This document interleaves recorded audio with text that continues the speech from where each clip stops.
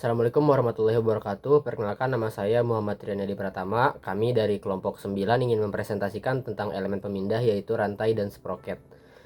Yang pertama, kita akan membahas tentang elemen pemindah.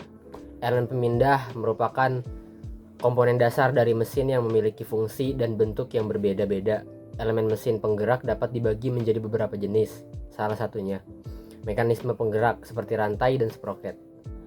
Elemen mesin penggerak yang digunakan secara khusus dalam desain mesin disebut elemen mesin tujuan khusus.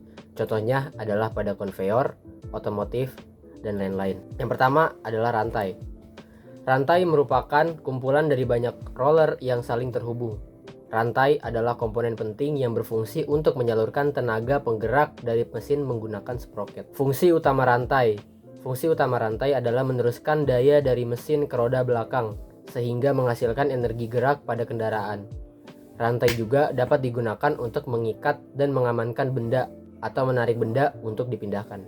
Jenis-jenis rantai. Yang pertama ada rantai transmisi daya.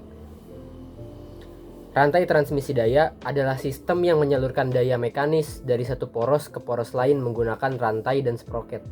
Rantai transmisi daya digunakan dalam berbagai aplikasi seperti sepeda, mesin pertanian, kompresor, dan poros hubungan mesin. Yang kedua, rantai konveyor. Rantai konveyor merupakan jenis konveyor yang beroperasi menggunakan rantai sebagai elemen penggerak utama.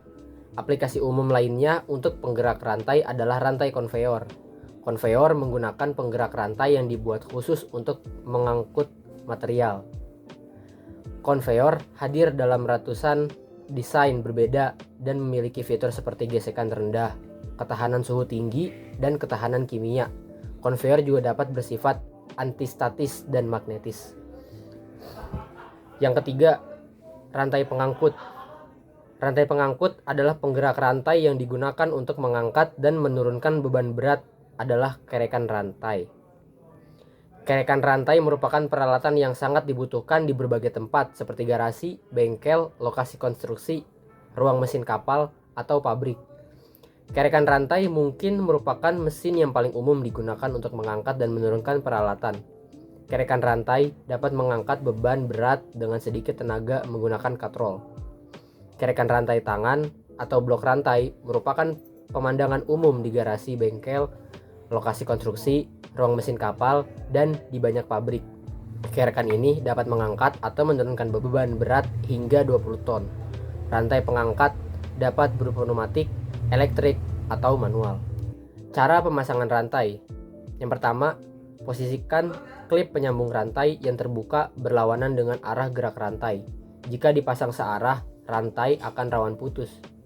Yang kedua, pasang rantai dengan tegangan yang sesuai. Tegangan rantai yang tidak tepat dapat menyebabkan masalah pergeseran gigi atau ketegangan berlebih pada komponen yang terkait.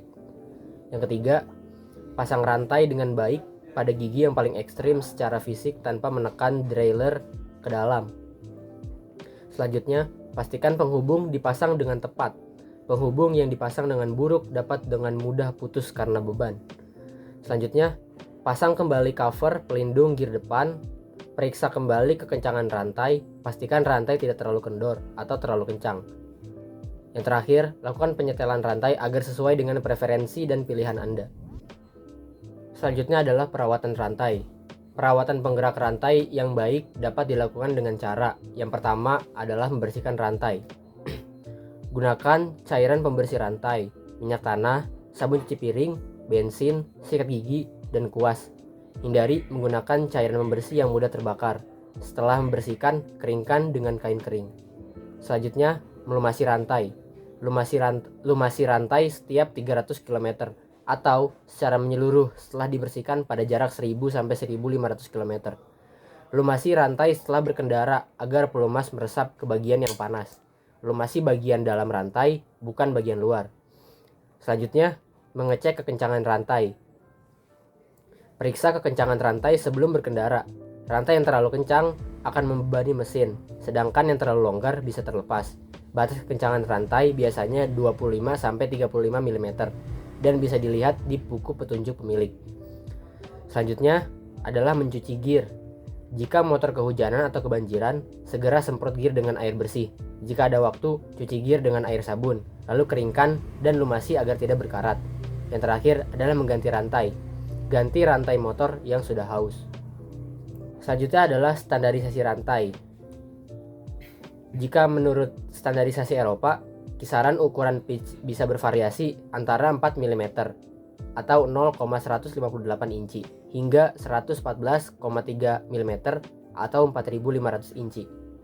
Mereka dicirikan oleh diameter pin yang besar, khususnya untuk ukuran pitch yang lebih besar.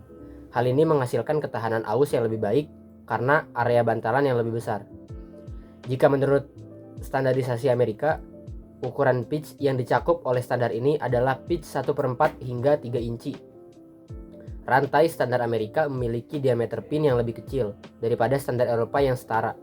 Oleh karena itu, ketahanan aus berkurang bila dibandingkan dengan rantai standar Eropa dengan satu pengecualian, pitch 5/8 inci. Dalam hal ini, diameter pin dan bus lebih besar daripada rantai standar Amerika. Kelebihan dan kekurangan rantai. Untuk kelebihan, rantai memiliki harga yang sangat terjangkau dan mudah didapat, meskipun harus diganti satu set. Transmisi sangat baik dengan power loss berkisar 5-10% dan penggunaan dapat diaplikasikan pada kendaraan sport. Untuk kekurangannya, perawatan yang buruk membuat suaranya sangat mengganggu, mudah mengalami perkaratan apabila tidak dilumasi, pengecekan rutin saat perjalanan menempuh 1000-1500 km, dan perlu ketelatenan untuk merawatnya agar tidak mudah aus. Baik, sebelumnya perkenalkan, nama saya Muhammad Rehan Rizky. Saya akan menjelaskan tentang sprocket. Sprocket adalah roda bergigi yang berpasangan dengan rantai. Trek atau benda panjang yang bergigi lainnya. Sprocket berbeda dengan roda gigi. Sprocket tidak pernah bersinggungan dengan sprocket lainnya dan tidak pernah cocok dengan sprocket. Sprocket juga berbeda dengan puli, di mana sprocket memiliki gigi sedangkan puli pada umumnya tidak memiliki gigi, dan sprocket hanya bisa digunakan untuk rantai yang berpasangan dengannya. Fungsi utama sprocket dalam industri otomotif, sprocket sering digunakan sebagai bagian dari sistem penggerak roda atau transmisi pada kendaraan. Berfungsi untuk mengikat rantai secara kencang, sehingga rantai bisa menarik sprocket dan membawanya berputar. Dapat dilihat di situ ada gambar sprocket dan rantai, di mana sprocket dan rantai berpasangan sedemikian rupa sehingga dapat mentransferkan atau mengantarkan energi. Kemudian ada jenis-jenis sprocket. Yang pertama ada sprocket tipe A yang hanya berupa pelat tanpa tambahan ketebalan atau hook. Yang kedua ada sprocket tipe B yang memiliki hook di satu sisinya. Yang ketiga ada sprocket tipe C yang memiliki hook dengan ketebalan yang sama di kedua sisi pelat. Ini adalah contoh dari sprocket tipe A.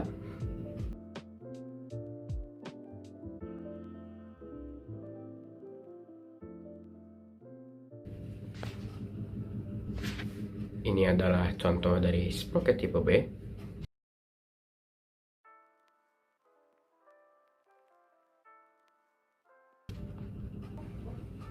Dan ini adalah contoh dari sprocket tipe C.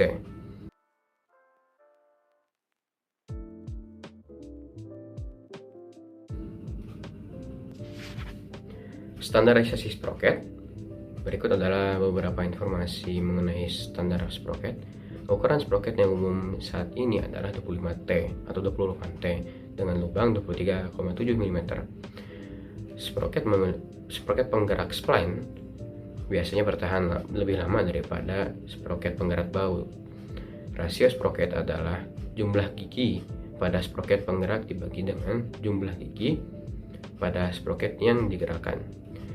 Sprocket dapat dibuat dari berbagai jenis material seperti baja untuk sprocket berukuran besar. Gerigi sprocket harus disesuaikan dengan lekukan, lubang, dan celah pada rantai, alias berpasangan dengan rantai. Kemudian sprocket dapat diklasifikasikan berdasarkan bentuk dan desainnya, seperti plat lembaran murni, sprocket dengan hub di salah satu sisi, dan sprocket dengan hub di kedua sisinya. Sekian presentasi dari kami, mohon maaf apabila ada salah kata. Semoga bermanfaat. Terima kasih telah menyimak. Assalamualaikum warahmatullahi wabarakatuh.